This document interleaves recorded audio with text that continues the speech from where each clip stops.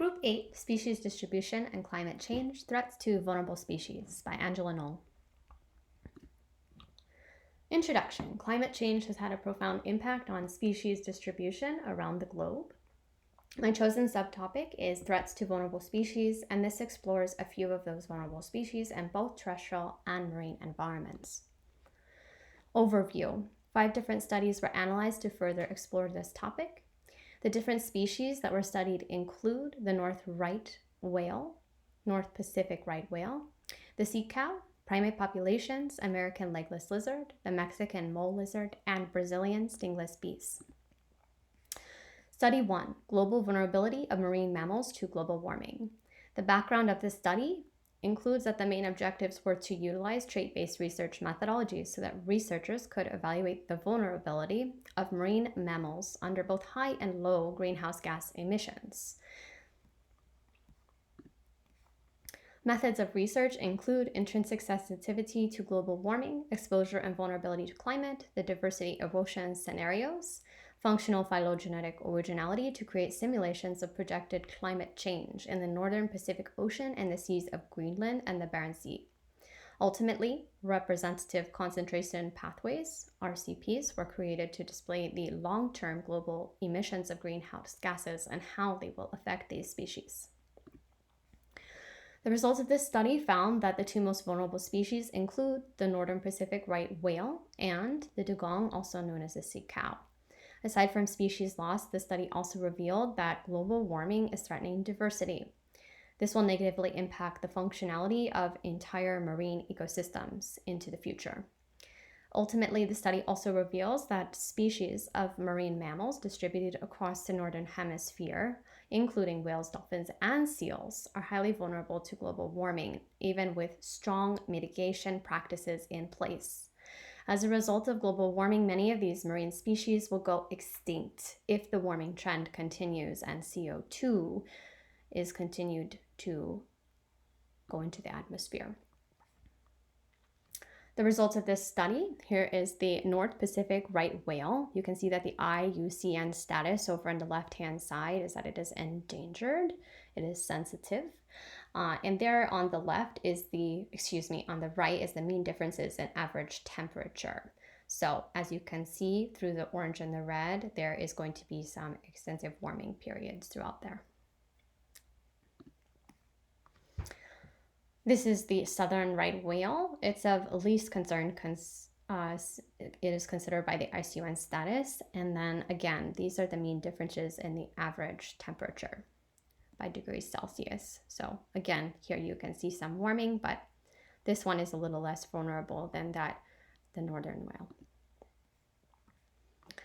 Figure A shows the ranking of the 20 most vulnerable marine mammals. And as you can see again here in this RCP 2.6, which is basically that carbon dioxide emissions will start declining by 2020 and they will go to 0 by 2100. They're saying that the Northern Pacific right whale is going to remain endangered. However, its vulnerability will remain somewhere in between here. And then again, we see this light blue. So this is of least concern.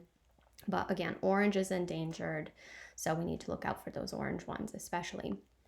And then if we look over here, this is the RCP of 8.5. So this refers to the concentration of carbon that is delivered at an average of 8.5 watts per square meter across the planet. So this is a worst case scenario. This is if we continue to emit emissions at the rate that we continue to do so. And of course, you can see that vulnerability rises. And here we're at a 1 for this one, whereas over here, we're somewhere above the 0.6. This is the relationship between the intrinsic sensibility of each marine mammal to climate change and its exposure to the projected climate change within its graphic range according to, again, this business as usual scenario. So these mammals here, a lot of our sea cows, are vulnerable according to the IUCN categories. Namely, this is the dugong, the African manatee, and our beloved Florida manatee. The relationship between the intrinsic sensitivity of each marine mammal to climate change and its exposure to the projected climate change, again, according to RCP of 8.5. So this shows that highest levels of functionality, but we can see here that that whale that we discussed earlier is endangered. Nothing is critically endangered, but certainly well on its way. The relevance to this study is that climate change is causing species to redistribute, especially those in Arctic climates experiencing rapid sea loss. This loss of habitat is also causing species loss and threatening the entire populations of marine species. 37% of marine mammals are already included in the ICUN Red List. This article is highly beneficial to describing how climate change is affecting species distribution, more specifically how global warming is threatening vulnerable marine species. Study 2, a global scale evaluation of primate exposure and vulnerability to climate change. The background of this study went into the human-induced climate change. These included deforestation activities, hunting practices, exotic pet trades, and more. And then these were the threatening species. They're already suffering from decreases in ranging areas. They have highly specialized diet, and they already have a restricted use of their habitat as well. They use hotspot analysis to study the primates in Central America, the Amazon, the southeastern regions of Brazil, and the Southeast Asia to determine which populations of primates will be impacted by climate changes. Methods for this: the World Climate Research Program's Coupled Model Intercomparison Project Phase 3, CMIP3, was utilized to track temperature and precipitation data. In addition, the primate species from the ICUN Red List, locations, levels of threat, types of foods, habitats were further explored and evaluated. Hotspot scores were generated from this information by means of simulations. The results of this study concluded that most endangered and critically endangered species of primates are found in Central America, South America, West Africa, Eastern Asia, and Southeastern Asia. More than 260 species will experience increases in temperature above the global mean, 42.5% of which will face potential extinction. The combination of these effects will increase temperature, fluctuations in temperature will cause climate change to occur in each of the regions studied. Results concluded that continued evaluation, research, and conservation planning are crucial to survival of the primate populations. Here's some of the species richness that they created through their simulations. We see an A, B, C, and D. So A is the primate species richness per kilometer squared. B is going to be our species average ICUN extinction level threat per population. And as you can see, we have quite a few with red and dark red. So those are more extinct, more guaranteed to become extinct. And then we have C, which is going to further explore the spatial pattern of the expected temperature changes. And as we can see, again, these are more red, continuing to go up in temperature, especially here and that mid-Africa and in that Southeastern Asia. Spatial patterns of expected precipitation will change as well, and that is here in D. Again, here is the precipitation change in percent. So, not good stuff. These are the primate species who are projected to experience the greatest magnitude of temperature changes. And again, you can see their ICUN Red List status: endangered, least concern, vulnerable, all the way down. And these are all the species that were looked at in this study. Table 2 is those whose ranges are projected to experience the most precipitation changes. And then if we continue on, this table 4 is the primate species whose ranges are projected to experience the greatest magnitude of combined temperature and precipitation changes. And again, we can see this ICUN Red List status. This is the change in precipitation. This is the temperature region, and this is that species name. Here we go again. We have this critically endangered, vulnerable, not threatened, and you can see a lot of red here. So there's a lot of critically endangered or endangered species. And this is for a graph for the range of area size that they covered in this study. Again, same thing going on here, except this explores the 10 different habitat types used.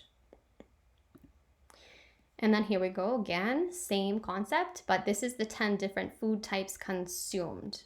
And again, we see a lot of red, not so much yellow. The relevance of this study. Several key primate species are at risk in Central America, South America, Western Africa, Eastern Asia, and Southeastern Asia. This is due to increasing temperatures, the increases and decreases in precipitation that are expected, the loss of food sources, which they have highly distinct diets, hunting practices, deforestation, and illegal sales and trades will also contribute to the loss of them as well. These findings will affect their distribution across the globe ultimately. Study 3, how will climate change impact fossorial lizard species? The background of the study looks at 2 different species of lizards in Baja California and Mexico. This would determine their climate change and how it will affect their distribution. Here are the 2 species of lizard, and here are their habitats.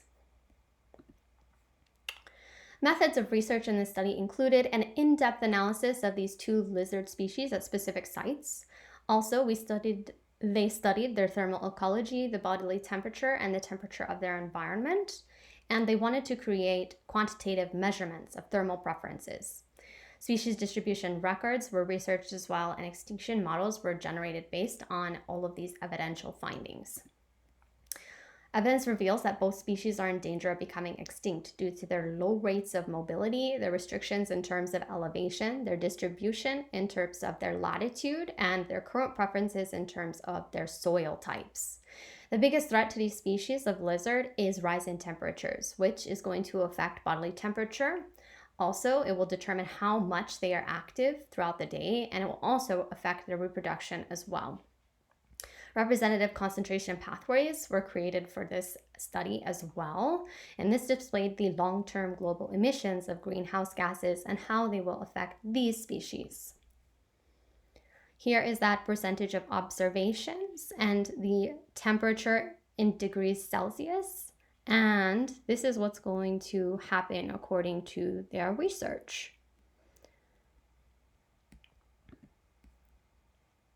These are some maps that project, again, those RCPs. So those that are of 4.5, basically things continuing as they go. Oh, excuse me, if we reduce emissions, and then 8.5 business as usual emissions.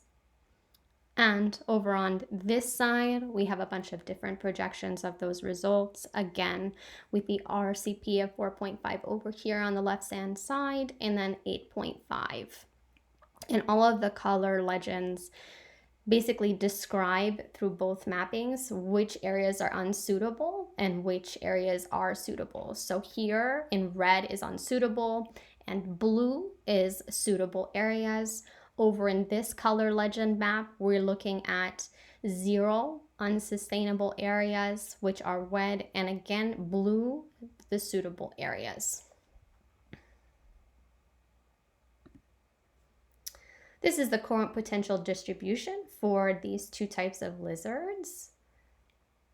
And again, we're looking at this RCP of 8.5 for 2050 and 2070. So this is again a business as usual emissions, and it's showing persistence. So stable areas are going to be in the gray, and you can see that as of 2070, those start to disappear. And same over on this side. Red is retraction or extinction, and then the blue is colonization.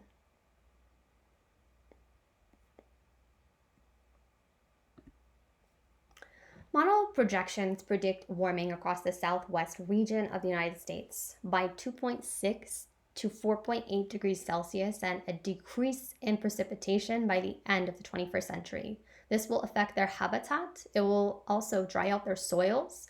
Droughts will become common. Rising temperatures will affect their bodily temperatures. Again, this will mostly affect their reproduction and how active they are throughout the day. Populations will be forced to redistribute. Many will face extinction as a result, thus proving again that these species are vulnerable and they will be affected if climate change continues. Study 4 looked at the Brazilian stingless bees, which are threatened by habitat conversion and climate change. The background of the study is that stingless bees of the genus Melipona in Brazil are important pollinators that contribute to the balance of the ecosystem, and they are currently facing the threat of climate change. The study looked at 10 species of these stingless bees to determine optimal habitats. It also looked at the 10 different bees to determine how each will be affected by the conversion and climate change into 2050 and 2070 specifically. Methods for this study included the collection of species data, and environmental data models were created to project the changes in these populations as well. Simulations were created to determine how 10 different species of bees would adapt to the habitat conversion and continued climate change trends. Here is a map, and we can see the Amazon forest, the Pampa. It basically lists out all of these regions, and then it shows which species are prevalent in each of these regions. The results of this study, based on increased rates of greenhouse gas emissions and future climate predictions, they estimate that 7 different species are at risk. Ultimately, land use, climate change, and increasing greenhouse gas will threaten these bee populations. Here's the results of this further, and we see that there is habitat suitability in the red, and then the protected areas are in the green. And if we go through, we see current habitat suitability for the Melipona species, and these are the percentages of projected suitable habitats in Brazil. And here they are listed: A, B, C, D, E, F, G, and we get all the way to J.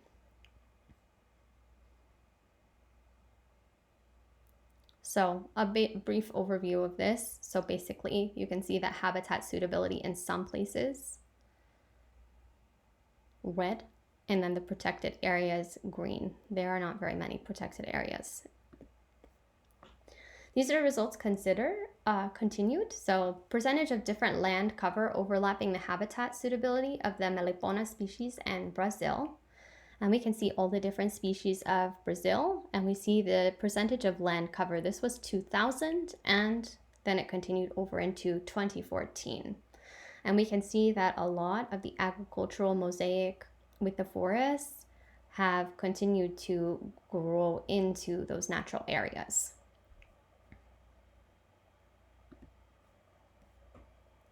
Here we go again with these RCPs of 4.5 and 8.5. And these are the species, and this is 2050. This is the projection for 2070. So we see that they're going to decrease a little bit less, but if, again, we have business as usual, I mean, we're going to see complete extinction of some species, and that you can see in the 100 right there. The relevance of this study is that bees pollinate 35% of the world's crops, and it is estimated that if bees were to go extinct, we would begin to see a loss in some of the ecosystem function that bees provide. Many scientists argue that pesticides, farms, climate change, and disease are all causing major declines in bee populations.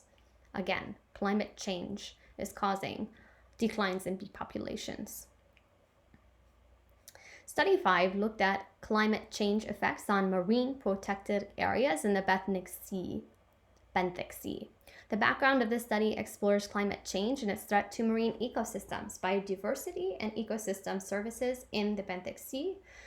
8 different species were studied, including the worm, the mollusk, echinoderms, ghost shrimps, and more.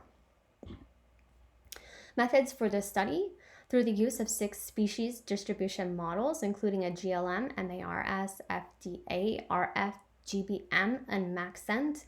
They were able to look at 10 marine protected areas in the North Sea and estimate that the distribution of these key species in MPAs will increase or remain stable over the next 20 years. The results of this study conclude that by 2050, climate change will cause distribution to decrease in the Benthic Sea. Furthermore, that some of these key species could potentially go extinct as well. Here's the table of that distribution area in the percent, and you can see that the percent of habitat is quite low in some of these areas. And here's a list of each of those species that I pointed out earlier. And again, just take a look here. You can see the years as they progress.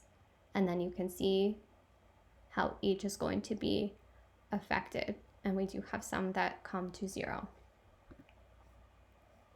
Again, here is another table that shows the coefficient of variation based on the modular distribution of the ensemble methods. And here we go for the MPA clusters. Again, we're looking at years 2001, 2050, and 2099. And again, here are those species. And here is that percentage in the coefficient of variation that will change. The study is relevant to our group topic and my chosen subtopic because it measures and projects the distribution of species in the benthic sea. And that concludes my presentation on this subtopic. And here are my references. Thank you very much.